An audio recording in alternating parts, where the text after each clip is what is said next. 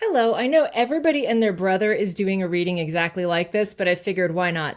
So, with everything going on in presidential politics, I decided I wanted to try to do a reading about what's going to happen on election day 2024. I kept the question nice and big and I did a Celtic cross because I did an original reading and it was a 5 card reading and it was like, well, that doesn't help. So I wanted to show you this. I apologize for the glare. I will tilt the cards up so you can see this. This is the Steampunk Tarot. So you can see the first card is the Sun, and then we're crossed by the Ace of Swords. That's our situation. So we can kind of see that as making sense. Both parties, both Democrats and Republicans, have had big moments, big exciting moments where their candidates got a boost, but we're already starting to see some of the problems. The problems come out, right? Our foundation and our head are both reversed. We have the Ten of Cups reversed, and then we have the Empress reversed. And both of these, in a sense, are about legacy and giving to the future, right? If I turn this card the right way, we see the Ten of Cups, right? They have all this promise they're going to build a future together, right? That's the whole plot of this romantic card. This whole idea of where the vision of the country is supposed to go is very sort of confused. And then when we take a look at the head, we see the Empress reversed. The Empress, remember, she is often depicted as pregnant. Here she's obviously seen as very powerful and pregnant, and this idea that thinking again about the next generation, about trying to, bring forth the next generation, also a little blocked. So both are sort of our feet and our head, if we think about it in tarot terms, our sort of base, what's under the ground and what's on the top of our mind is all thinking about the direction we all want the country to go in. The past influence is the Three of Swords, a lot of heartbreak, a lot of emotion, a lot of violent feelings.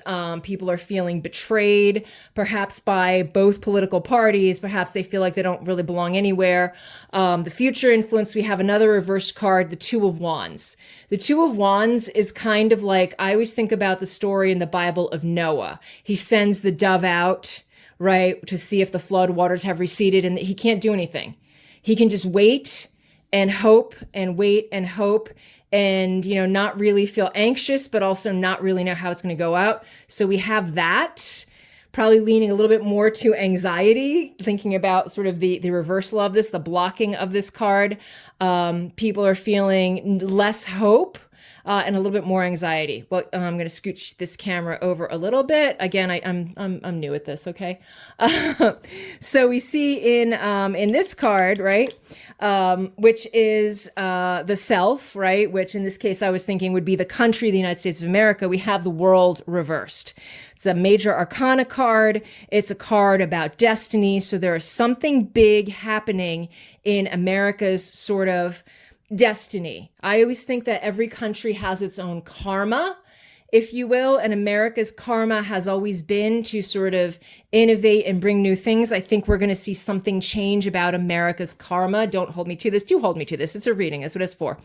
The sort of situation, the circumstances around it are the Lovers, again, a major arcana card reversed. So you see a lot of major arcana here, which means this is kind of a big deal. The Lovers traditionally is a card of choice, right? It's normally a card in the traditional tarot. It's seen as the choice between Mr. Right and Mr. Right now.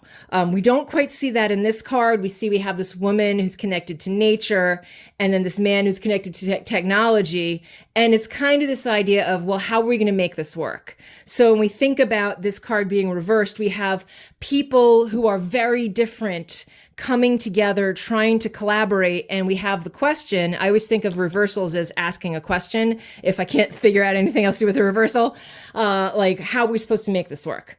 All right. So the hopes and fears is the Chariot, which is, I think all of us want it to happen. Like, does anybody else want to just fast forward to the results? We don't want to live through the next couple of months. We just want to hit the fast forward button.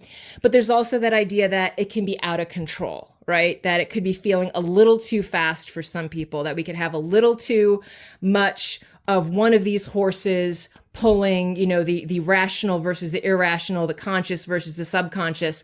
One of these could be guiding things a little too much. So are we going to be driven by our emotions, or are we going to be driven by reason? And then, of course, the outcome card, you're going to love this. The Four of Swords reverse. The Four of Swords is normally a stasis card, rest, not necessarily death, but it does mean, sort of a pause, a thing where things are not going very well. And when it is reversed, it often means, you're going to love this. This is one of the reasons I decided to film this. Civil unrest. Civil unrest, which is exactly what I got out of the 5-card reading. I got like 3 cards that were like, yeah, everybody's going to be betraying, stabbing each other in the back, a lot of deceit. I'm not excited about that. So we see a lot of civil unrest, in this case, on the day or directly around the election. So I said, well, that's not great enough. So let's take another, let's sort of get an outcome card, and it's Judgment. Another major arcana. How delightful. And this card, the Judgment card, is not justice. It's not man's idea of right or wrong.